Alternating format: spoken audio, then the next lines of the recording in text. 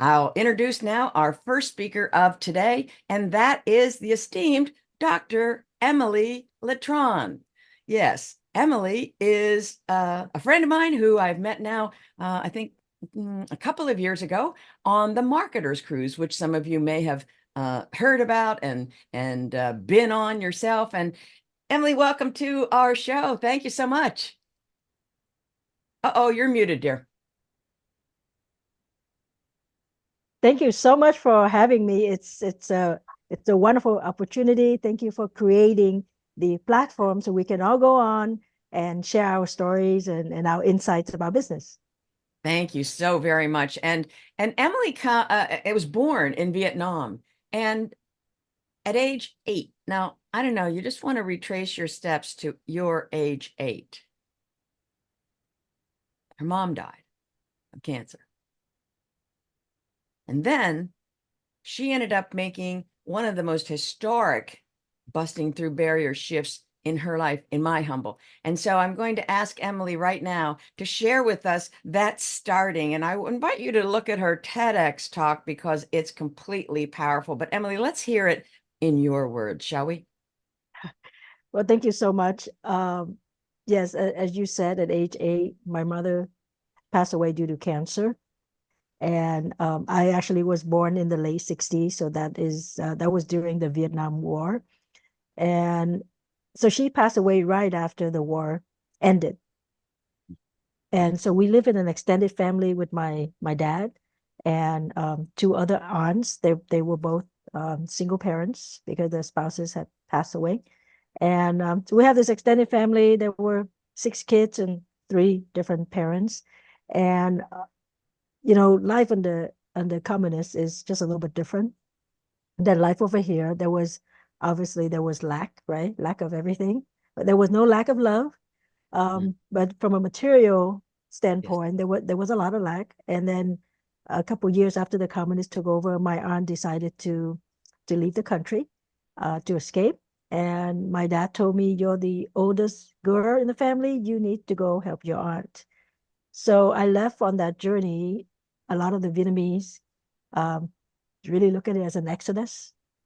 A lot of the people around the world call us boat people.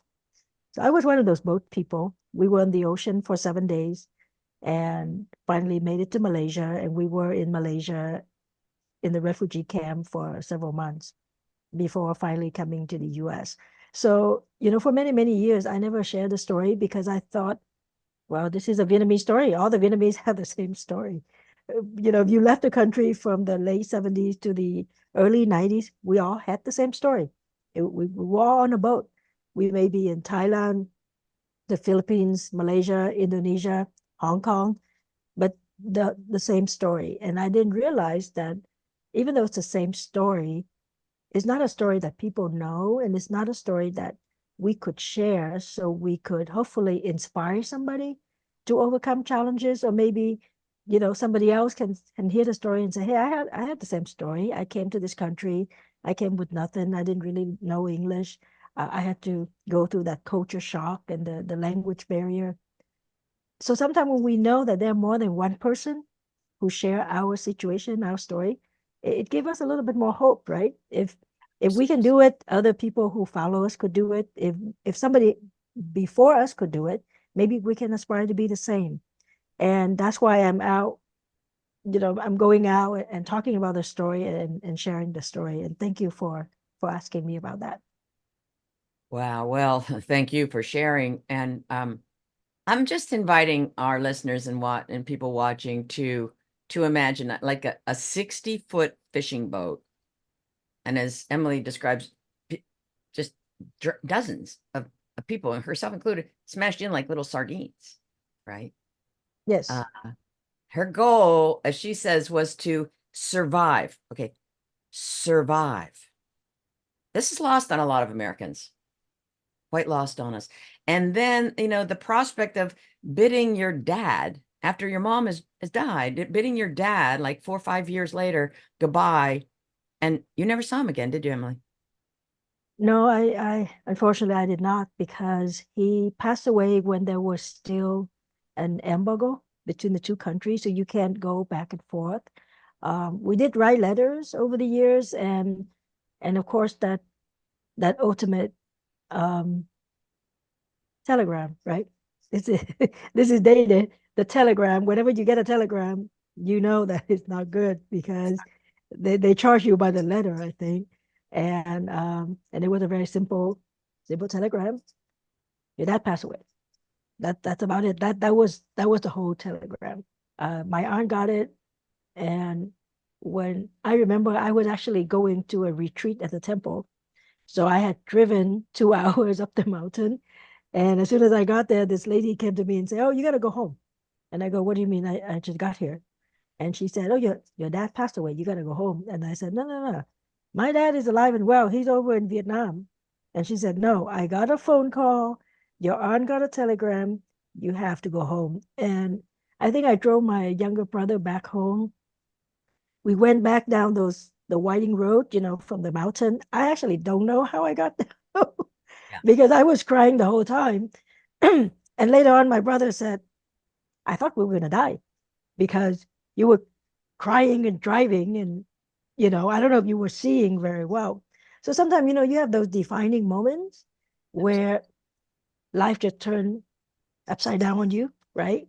Um, and you look back and you go, "Hey, if I survived that, I'll survive the next challenge."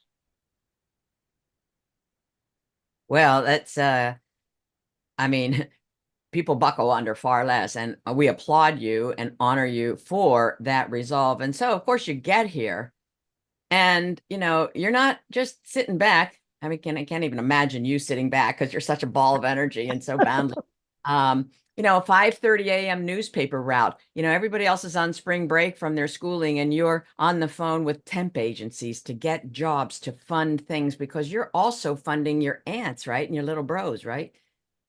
Yes, it was one of those things where everybody got to do something. So I think there are five of us in the house because my aunt came with four, and then there were actually my aunt came with six kids, and then there were two other cousins. So everybody practically had a paper route back then because we all went to school, so you can't really hold a real job.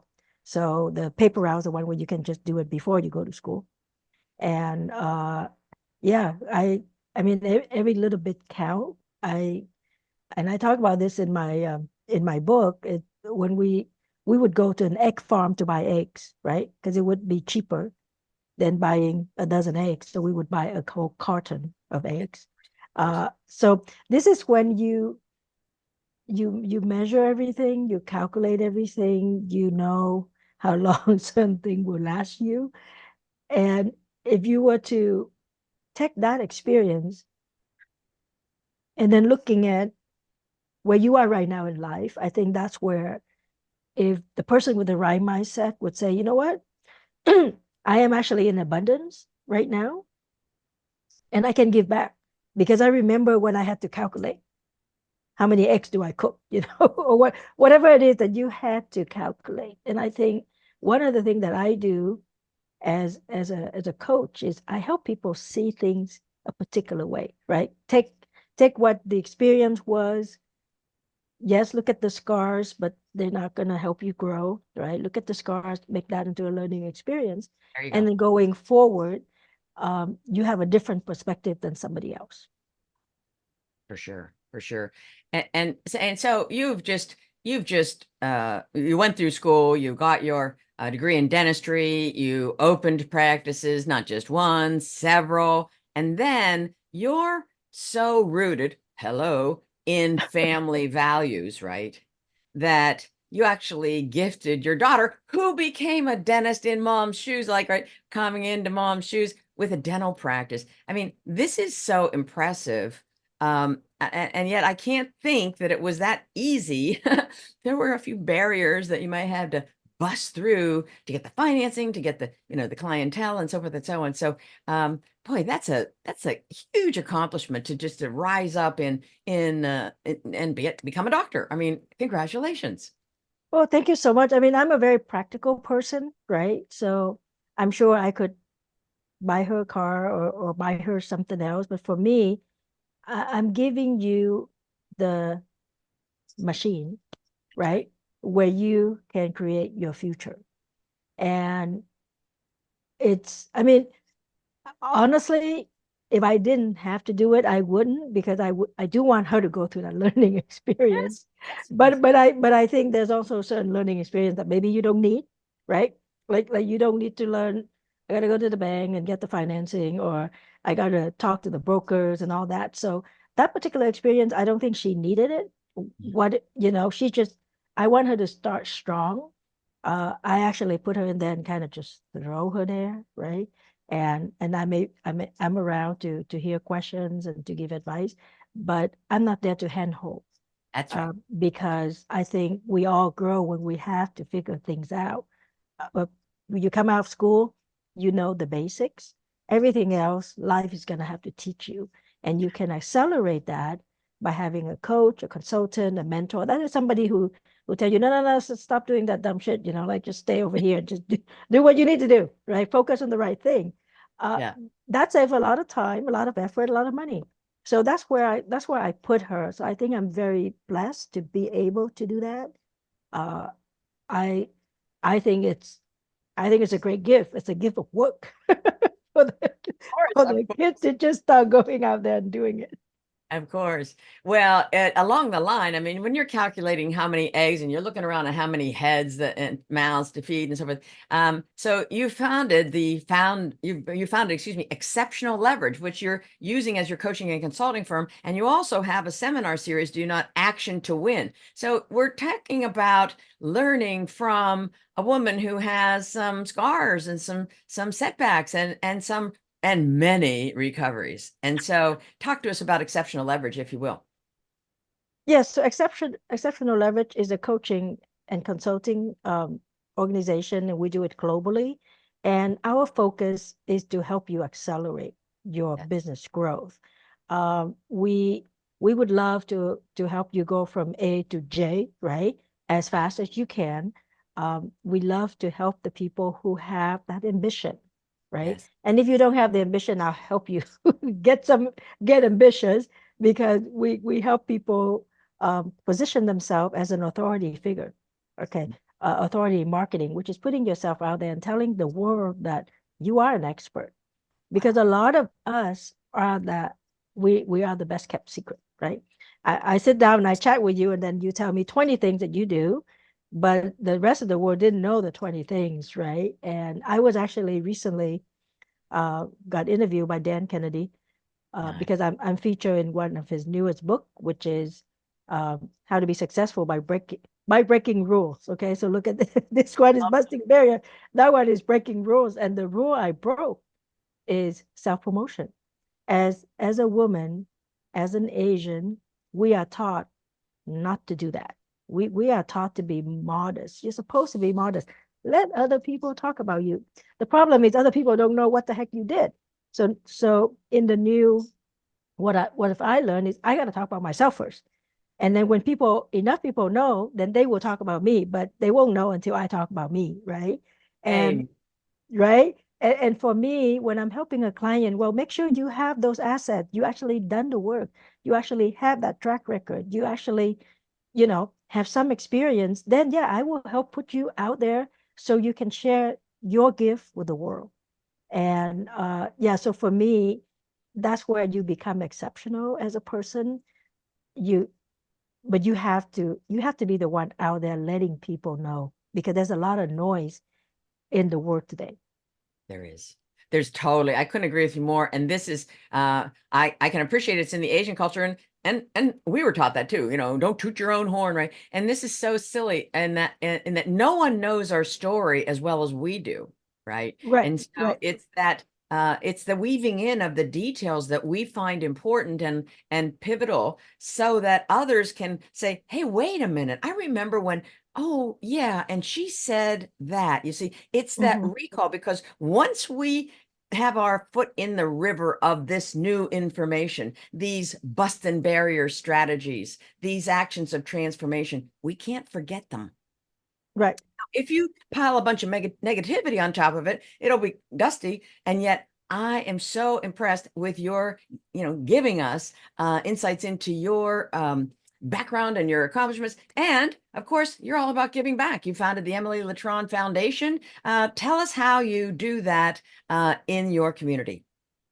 Yes, so one of the because I've been so blessed in receiving, starting when we first got here, for some of you, if you have came here as a refugee, you get government help for a certain amount of time, and that doesn't happen in any country, right? It only happened in certain country with certain philosophy, with certain values, and they have to have enough in order to give to you. And so we were lucky to be here. We received from day one because we didn't have anything. So as I was learning and being exposed to mentors, I see that giving back is a responsibility. Yes, it is. And for me, I don't want people to say, yes, when I have X dollar, I will give back, right? I, Yes, when let's say it's a dentist, because that's one of the role that I play, right? As a dentist, when I go to the dental mission in, I don't know, Costa Rica, Mexico, Asia, whatever, when I go on that dental mission, I will give back. And for me, that's not good enough, right? You're in the dental office, you're in your place of business. Why don't you just give back from there? Maybe somebody come in and they have a challenge. Maybe they couldn't buy whatever item. Why don't you just give that person that item, right? And I'm not saying to do stuff for free, but Mhm. find it in your heart to give. And so for a lot of the dentists, what I recommend is to do free dentistry in the office, right? You do that for a veteran, family of disadvantaged background. It's the day where people come in and we're not gonna ask anything except, okay, fill out this paper and this consent form, and let's just go in and do a cleaning, a filling, or an extraction. And it's amazing to see people who come in and they really appreciate you doing one thing for them, Yes. right? Yeah, just one thing. And to think that it's so easy for me to do that. Why? Because I'm just showing up and doing the dentistry. Yes, I'm not making any money today, but it's not hard. It's much easier than me trying to plan a dental mission and Yes. go overseas. So it's the same idea. If you have a business, if you have a storefront, and you decide, for example, Mother's Day, why don't you just give each mom a gift? I don't know. Maybe the gift is worth $5, and you get 20 moms who come in and get the $5. So you spend $100, right? You gave away $100. Well, those 20 moms are gonna talk about you for the rest of the year, right? And then you become a story. And that's part of our authority positioning. Is part of it is give back. Yes, make a story out of it. Yes, let people know about it. Going back to tooting your horn or not tooting your horn, right? Hey, if I'm doing something good and I want to share, if you hate me, that's on you, right? If you're saying, hey, Emily is just promoting herself, that's okay, but I'm promoting what I'm actually doing, though. It's not that I'm doing it and I'm not, it's not that I'm not doing it, I'm talking about it. So for Exactly. me, it's all about being in integrity, being in alignment with whatever you preach or you share, and do what makes you feel good, right? If your heart is calling you to do a certain thing, just do it. I was in an event last weekend, and this lady was sharing story about women in shelter, and my heart just kept telling me, make a donation, right? It just, like, the whole time she was talking, my heart just telling me, make a donation, make a donation. So at the end of her talk, I just came up and I gave her a donation. And it's going to be very easy for me to say, not keep the money. Of course. Of course. Yeah, I don't have to part with that money, but I was following my heart. And I think a lot of us, sometimes we use our head too much, right? Our Yes. heart is our heart is telling us to do this, and then we just keep saying, no, no, no, no, no, no. We need that money for whatever, right? But sometimes you follow your heart and you feel fulfilled, and sometimes that's your job. Oh, yes, yes. Yes. And we're going to open it up now for questions. Who has a question for Dr. Emily? Because, wow, she's not just a dentist. Remind yourself, she's a serial entrepreneur. She speaks, she coaches, she does all these things. What questions do you have? Either write them in the chat or come off mute. And I think people are sometimes so caught up in the story, they kind of forget, I'd like to ask this question. And then like two speakers later. So, we invite everyone to connect with our speakers. But Emily, in the meantime, tell us about your free gift, because all of our speakers are giving a free gift and Emily's giving a beautiful gift. So tell us about it. Yeah, so I have a business acceleration guide.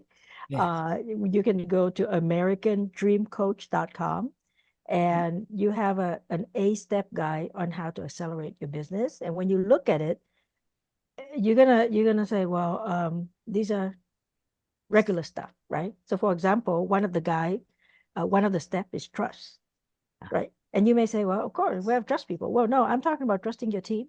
I'm talking about trusting not just the team like your employees. I'm talking about trusting your team as experts. Maybe you have a CPA, an attorney, right? A coach, a consultant.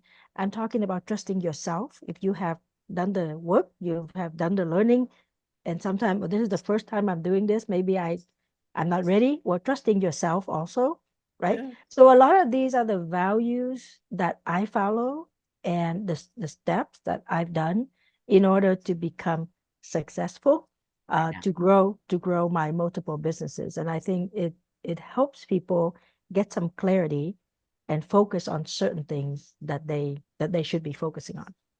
Oh, I couldn't agree more. And that trust is such a big factor. And those daunting words, I know that, right? Trust. Oh, I know that. Hey, wait a minute. If a woman of this esteem and others like her are talking about core values, listen up. So, who has a question? Because if we don't have immediate questions, I'm going to share. Well, I will share just now because I will. Again, go to Emily's TEDx talk. It's wonderful. And, she has a real wry sense of humor. And I just revel in that. I think that's kind of why we connected and liked each other so much. And she ends her TEDx talk with, "May the floss be with you." I mean, seriously, we're on a TEDx stage, and she's like all of, how tall are you, Emily? You're short. You're 4'11". all 4'11" of her. May the floss be with you. So definitely be flossing or be Yeah. seeing. Thank you so much. You're welcome. So I think we are at our time limit. I'm sorry about that. And I am completely energized about the spirit that you bring to this Bust and Barrier Summit and your calling, at the speech yesterday or the day before about giving. And I just remind everyone, let's give to our sisters organization, Camille Rob's Feeding Underprivileged Kids. Upgrade to VIP. It's tax deductible, for goodness sake, and you'll get so many more benefits we'll cover later. But Emily, with that, I say thank you so much for being with us. I so appreciate you, and keep on keeping on, girl. You are absolutely a force to be reckoned with and such transformational energy. Welcome, welcome, welcome. Thank you so much. And thank you everyone for taking the time to be on here. Or maybe you're going to watch the recording later. Just do one thing, just make one change, and may the floss be with you. You're the best. Excellent. Thank you.